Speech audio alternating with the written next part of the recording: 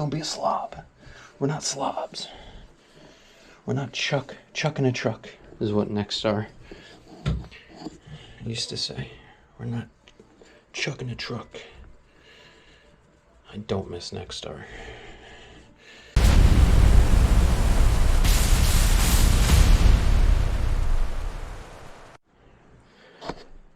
Alright, so we got this Delta just dripping from the tub spout here. But we already shut the water off. This is a 17 series monitor. Our replacement cartridge is RP46463. Yeah, it's beautiful outside. And I also got a replacement bonnet, which is the RP22734. Those are just good to have. I'm going to order some more. So we're going to pop this off of here. To give you guys a little bit of a backstory, I was at this client's house. Hold on one second. I was at this client's house about a week or so ago doing this repair, and the replacement part that I had inside of my truck, I believe, was not in good condition.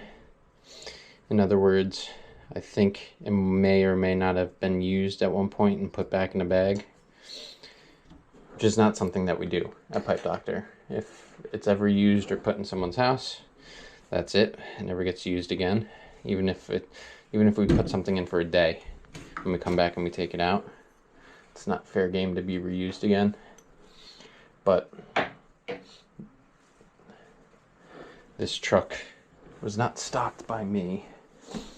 It wasn't stocked by Mike either. I'm saying, like, some of the components and some of the things inside of this vehicle were already in there. But that's neither here nor there. Anyway, the repair didn't work. I made a whole video on it, and at the end it was still leaking. And so I scrapped it and was just like, I can't record this and share with people this situation. I mean, I could have, you know, full transparency, I could have, but I figured, you know what, let me order what I need. My client was going away, so, you know, they went away, they came back, I had the replacement parts, and so now we are back. And I put the original one back in because the new one had leaked worse than the original part inside of there. So let's see. Let's get this out. Where are you? The other issue too was that I just had this. I did not have this. So what I did was I had put new seats and springs inside of it, but you could see they're just not sitting right. And the back pieces are stuck in here. So let's pull these out.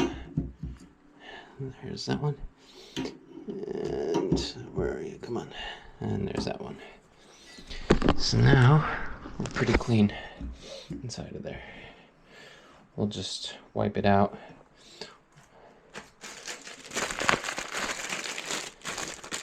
Let's just see this new bonnet. See how she goes on. Beautifully. Okay, good. That was the other issue too, was I had to use a wrench to get this one off, and I'm pretty sure it ovaled it. Yeah. So like that. Yeah. Okay, let's get everything opened up. Well, get this open and prepped. So I got a new headlamp on Amazon, the Blucker, blue car, Blucker.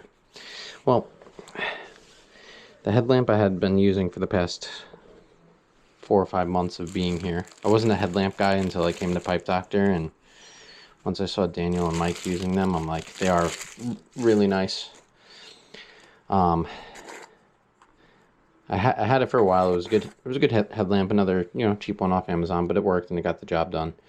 And was it earlier this week? Yeah, because today's Friday. So earlier this week, I was in a crawl space that had a a sewage backup. So there was sewage water everywhere. I was crawling through, and my headlamp fell off my hat right into the sewage water. And, you know, it's got this elastic band on it. You know, I'm just gonna real quick. Let's see, where do I have? And so it was completely soaked with sewage water. So I was like, well, that's it for that. So I ordered on Amazon, and I'll put a link down below, this headlamp. And it was 2 for like $14. And it's rechargeable, it's USB-C. It's got an indicator light on it for how charged the battery is. And you know, it's got the different modes, like it's got the main one, the wide one. It's got both of them together, which I like because it gives me good peripherals while also focusing in on something. And I haven't checked yet to see how it comes through on camera, you know, because sometimes I get those lines. I just want to clean these threads up nicely on the outside so that this way the new bonnet can go on beautifully. So yeah. Hopefully my lighting is better. And, you know, I just plug it in and charge it in between service calls.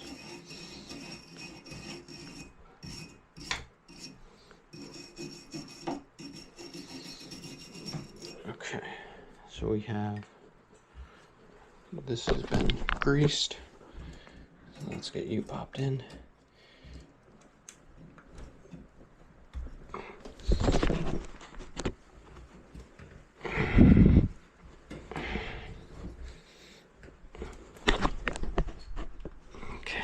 Seems like that's fully seated back there, which is good.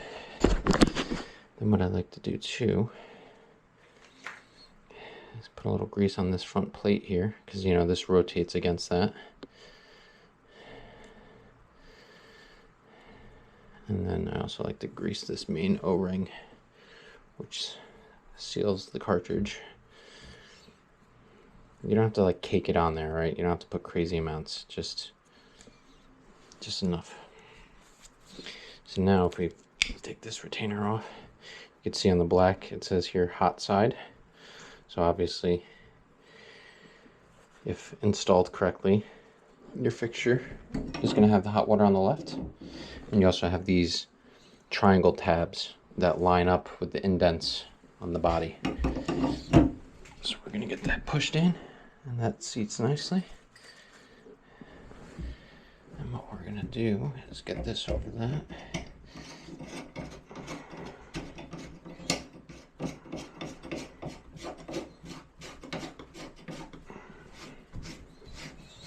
Now, you should be able to just do hand tight without there being a problem. As long as the bonnet is good. Like this one got messed up. So when I was putting it back on last week, I had to put it back on with a wrench, which is not good. But you should be able to do it hand tight without any issues. So now what we're going to do is we're going to take our handle.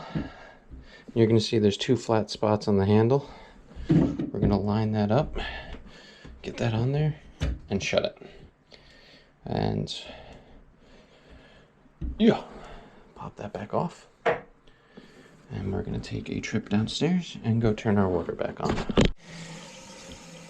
So no matter what, when you turn a house back on and you worked on a fixture, you're going to get air and dirt, you know, sediment flowing from that fixture you just worked on, right? Because we shut the water in the basement, we opened up the slop sink in the basement, and we pulled this cartridge, which broke the vacuum in the line, which allowed air to drain down, or water to drain down with air behind it. So with turning the house back on, I usually like to run another fixture that's close by to the one that we worked on, just so that this way we can get most of the air and sediment out and not clog up our new cartridge. But no matter what, when we turn it on, it's going to spit and sputter. But whatever we could do to minimize that. We're going to clean this up a bit more so that the teeth, you can see there's a lot of just crusty build up on here. So we're going to get this on. So in the off position, this sits at like 4 o'clock, right? 3, 4, 5, yeah, between 4 and 5 o'clock. You can see the color of the water. Let me see first, this is hot water.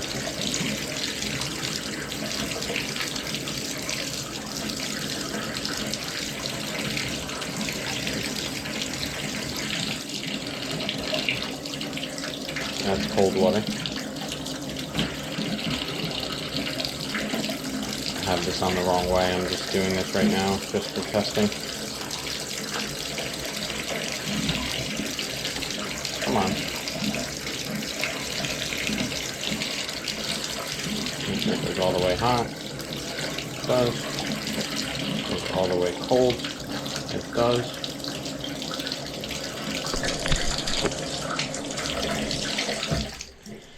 Shut it. Now you're always going to get residual water when you shut a fixture off, right? Because you're shutting it inside of here, but you still have your pipe that comes down into the tub spout. So now the trick is to make sure that that dripping comes to an end, which it is slowing down. 1, 2, 3, 4, 5, 6. 1, 2, 3, 4, 5, 6, 7, 8, 9, 10. Okay, so that's good. We're going to go turn the water fully back on, and I'll show you how we're going to reassemble this. Okay, so first thing that we want to do is this rubber O-ring is what helps keep this escutcheon snug. So what you want to do is pull it all the way forward to your bonnet, and then this will slide on it and slide all the way back like that. So now that that's on, the next thing that's going to go on will be this. But what we're going to do is just going to take a minute to just get as much of this mineral deposit off of here, because you can see it's like a cog. It has teeth, and the whole thing with it is that this is our limiter for our anti-scald. This helps prevent the temperature from getting too hot. You can see it doesn't lock in that good just because of the buildup that we have here. So I'm going to take a minute and get this cleaned off, and then I'll show you how we put this back in. Okay, so I have this cleaned up as best as I'm going to be able to get it. It's common for this to happen because where this handle sits, if your shower head, drips for a bit after you shut off the water, or just even while you're showering, water gets in between the space and it can cause the buildup, especially here when the handle's in the off position. That's why it builds up so much down here at the bottom, not so much at the top.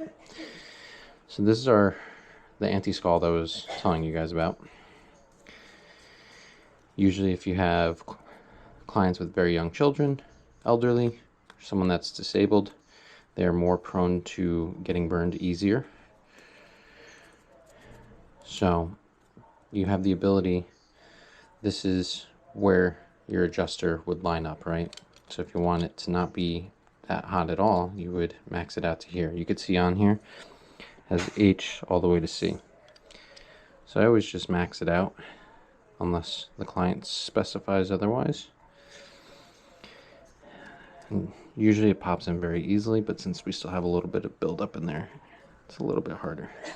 But now that that's in there all the way, what's going to happen is when this is seated onto the stem of the cartridge, this stub out here, right, as it rotates, it's going to hit the stopper on this side, and then all the way back this way and hit it on this side. So that's fully cold, that's fully hot, right? So if we were to adjust it so that it was colder, right, this would move more in this direction, so it wouldn't be able to rotate as far. It would stop somewhere like here. So that's how that part of it works. So all you got to do is your two flat edges on the handle, you're going to line them up here and get that to sit nicely on there. Then the next important step is your temperature adjustment, making sure that you have it lined up properly with the cartridge. So in other words, like right now that's fully cold. So that's going to sit like this.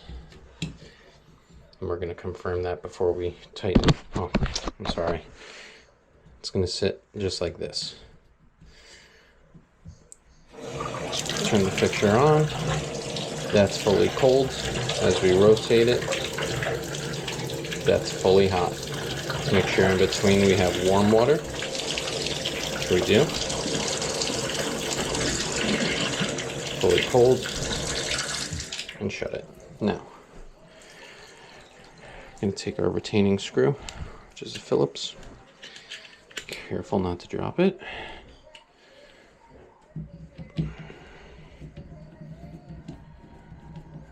You're just going to snug it down,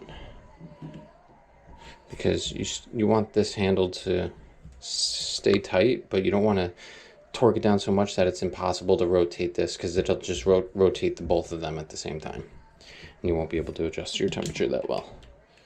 So just give it a little bit more, and then finally this just clips on to here, so you just pop it on like this. And now you have full rotation. I don't like the way these ones sit, you know, because like I said, you can see the gap in there. But what I do like about these fixtures is that if there's a sweet spot where you like your shower to be always, you can leave it set at that temperature and then just turn your volume control on and off. And then you technically never have to adjust it, as long as your water heater is always producing the same temperature of hot water. And then finally, a little finishing touch.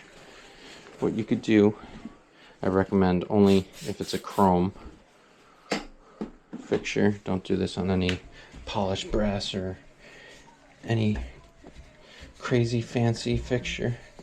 But you could take a little spritz of WD and just wipe the handle and the trim down, just to give it a nice shine again, so that it looks like it's brand new.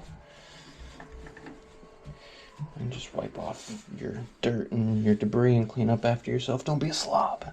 We're not slobs. We're not chucking a truck, is what Nexstar used to say. We're not chucking a truck. I don't miss Nexstar.